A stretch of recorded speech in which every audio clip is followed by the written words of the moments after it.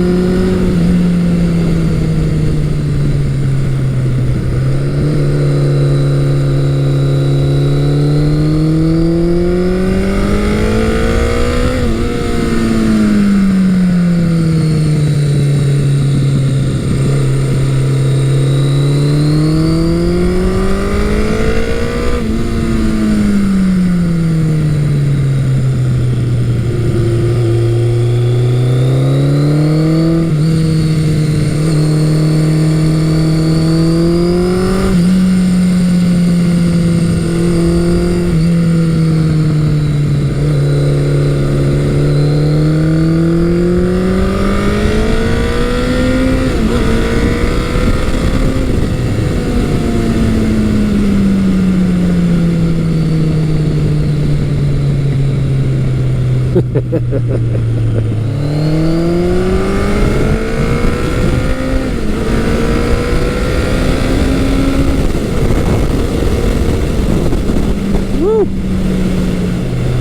currently riding Kawasaki's mighty ZL900 Eliminator, and this bike is a hooligan bike.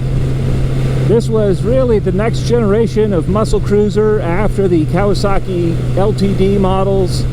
It was really meant for straight line performance. It's very, very entertaining to ride. Anytime you want that power, man, it has it. And the one thing I notice is this has a much higher red line, and it just seems like it keeps on pulling, and it pulls and it pulls. It's also got a 16 valve motor. It's got gearing that is optimized for the quarter mile, and even though it's a 6-speed, it's geared quite short.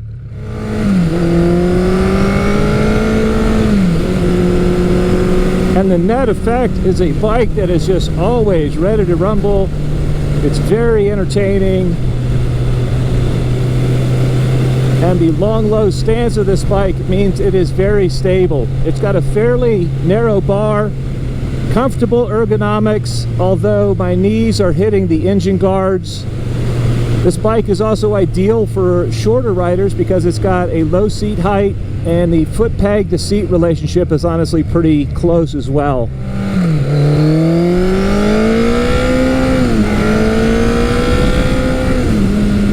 And the roll-on acceleration on these is really nice too. They don't handle bad either. They handle a little bit oddly, and you have to simply get used to them.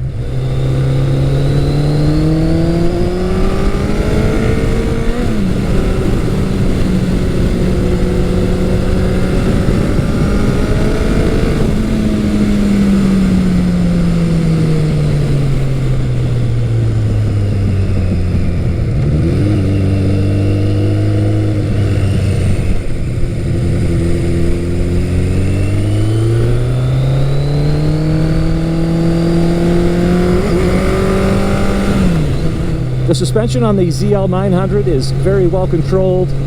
I do notice that under hard braking, I get a little bit of pogoing if I'm really on the front brakes. But it really is a nice place to ride. It's a very fun machine, and it is hard to be good on. And I absolutely love it.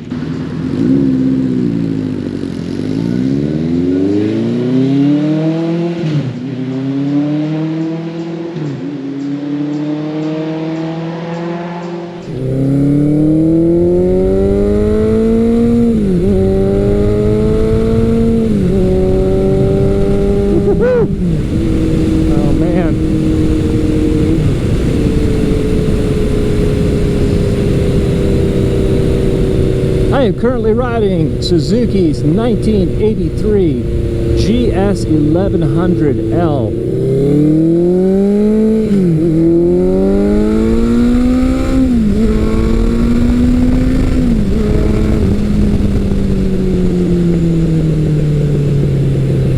Yeah, that's awesome. Yeah, this Suzuki, I think a lot of people would look at it and be like, hey, that's a 2-valve head Suzuki. It's an air-cooled bike. It's old. It looks like a cruiser. And man, performance-wise, this thing is a rocket ship. It makes me laugh. Just awesome performance. On a back road, this thing handles so nicely. It's not really a super high-speed bike, so, you know, above 85 miles an hour, doing sweepers and stuff like that, that's not its forte. It's not really being a naked bike. It's not really a highway bike, although it will certainly do highway work, especially with a windshield. It'll do it well. But man, just the sound that this bike makes, and the tightness of everything. It's got great brakes, great suspension, great control, and it really is super sporting in the way that it rides, it drives, and handles. And you have to remember, this is from an era where the cruisers, and I'm going to put that in quotations, the cruisers coming out of Japan were based on their sport bikes. They had, you know, the same four-cylinder motors as their sport bikes, and they were closely related enough. They didn't lose that sporting flavor.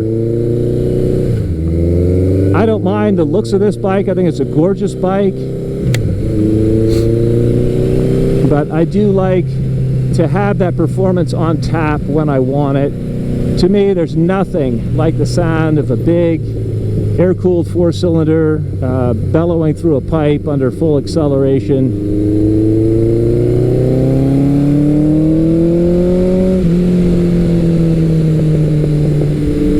And I can just easily hustle this bike when I want to, and it's rewarding.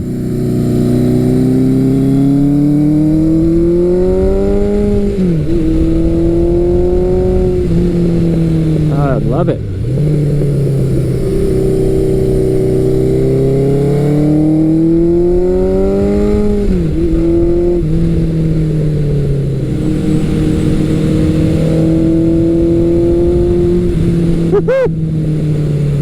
Oh, that's so nice.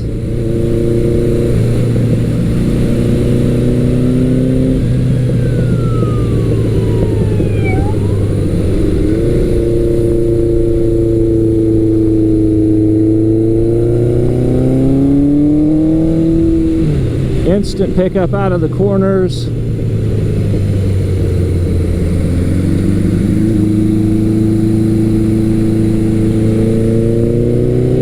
Corner transitions are beautiful.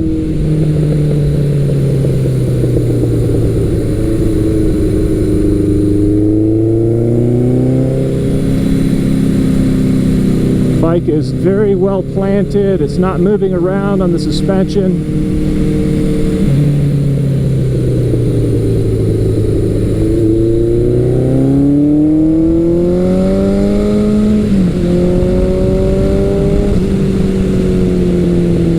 Just rockets. And that's nice.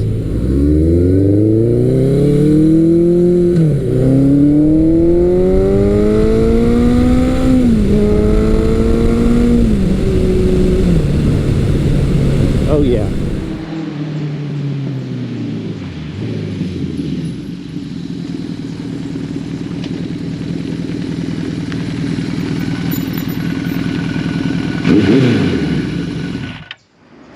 All right, man, what a lot of fun.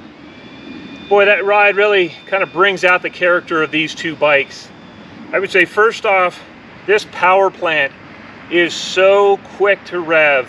Not only is it quick to rev, but it has a very wide range of power. And so you can hold the gear for a very long time and really have meaningful acceleration all the way up through. And it really comes on strong up top in a way that the Suzuki just doesn't do. The Suzuki isn't bad, but it has a much more relaxed, much slower revving nature to the motor. It's very torquey, but it is just not as quick to rev. The seating position on the bikes is somewhat different too. The Suzuki is roomier, even though it's a shorter bike. It's a roomier bike. It has a little bit more leverage on the handlebars. The compactness of the chassis, the shorter wheelbase, really allows the Suzuki to snap into corners and to handle very easily. And it's a fun bike. It actually fits me pretty well, and I enjoy riding it. The Eliminator, with that long and low stance, you have to kind of adjust to it, and it takes a little bit of effort to drive this quickly in the corners, but you can certainly do that. It'll certainly go around corners well. And again, that acceleration coming out of the corners, this quick revving motor, the low gearing on the bike, it is really a hustler. It really snaps out of the corners. And I had to be careful because it's almost like the engine is a new generation, but the brakes are equivalent to the old generation of motorcycles. They didn't upgrade the brakes when they went to the new power plants, and they just made 10-15 horsepower more. And so you end up with more straightaway speed for a given road, and you have to be careful. You still have to scrub that speed off. Seating position wise, this Eliminator has a very low seat height. You can see that here. And it's a tight fit between the foot pegs and the seat. For me, I'm 6'4", I'm a tall guy, and so I appreciate the bit more room that I have on the Suzuki. The Eliminator is a great bike for shorter riders because of its lower stance. Even though the Eliminator has a 6-speed transmission, it is geared lower in top gear than the Suzuki is with its 5-speed transmission. The Suzuki revs right around 4,000 RPM at 70, and the Kawasaki is honestly closer to 5,000 RPM at the same speed. The Kawasaki is very smooth. It's not a buzzy bike, but it does feel, it's less relaxing to ride because it's a little bit on-off with the throttle at highway speeds, and it really wants to either take off or slow down. If you hit a bump or if you have any kind of input, you feel it kind of on-off with the gearing of it. It makes it feel exciting, but it makes it a little bit more fatiguing to ride over a long distance. The Suzuki is my choice if I'm going to be doing more relaxing riding, more mixed riding where I'm not, wicking it up all the time. I can really enjoy that Suzuki doing the speed limit, going slower, just going through tight back roads and finding the tighter the back road, the better. It's so nimble, easy to ride, and it's got a more relaxed nature to it, which gives it kind of a broader range of appeal. This Eliminator is just a hooligan bike. Every time I get on it, it's hard to be good. It makes me smile. It's a really fun machine to ride, and it's exciting to ride.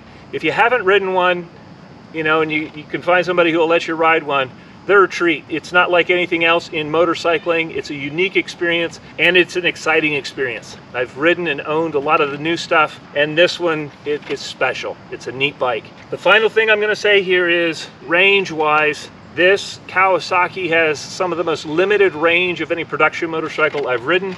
They put a tiny gas tank on it. They could have made it come back to the seat here and really not lost any of the styling, maybe even made it look a little bit more complete, but alas, they didn't. And I've had to fill up as low as 65 miles on a tank of gas. I've had to fill up on this thing. On the Suzuki, I can easily double that range with the gas that's available in the gas tank before I hit reserve. These bikes are both in a similar price range in the used bike market. And so it really comes down to if you're looking at one or the other. The Suzuki is going to be a little bit more broader appeal. You can use it as a commuter, you can use it as a cruiser, and you can really hustle it. It's also quick in a straight line. It's a very nice bike, and you can ride it longer distances in comfort. This Kawasaki is something if you want on the weekends to just get out and rip around and have fun and be a little bit of a hooligan and kind of relive your teenage years. It's a heck of a time machine, and it really is a fun bike. I like both of them. Another factor just to consider, because this is a new generation, because it's liquid cooled, 16 valve, you do have things like maintenance. You have the cooling system to maintain on this bike. Base wise, everything is a little bit tighter to work on. It's 16 valves. It's going to take you about twice as long to do a valve adjustment on this bike as opposed to the Suzuki. And I think you're going to have to do it more often on this. These are the screw type adjusters, so they're pretty easy to adjust once you're in there, but just something to think about. Well, I'd love to know what you guys think. If any of you have owned the Suzuki GS1100L or the Kawasaki ZL900 Eliminator, please feel free to post in the comment section below. As always, I hope you found this video entertaining and informative, and until next time, enjoy the ride.